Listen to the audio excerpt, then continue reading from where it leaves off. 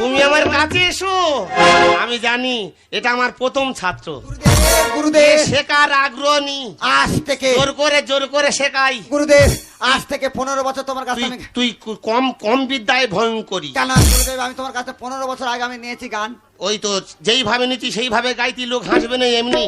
আমি বলি হাসে তো কেন? শেখার আগ্রহ ছিল না, যে কোটা দিদি জোর করে দিদি। যারা হাসে তারা বলবে যে হ্যাঁ একটা গান শিখেছে, সেই জন্য আবার তোমার কাছে আমি এসেছি, তুমি একটু ভিড় দাও।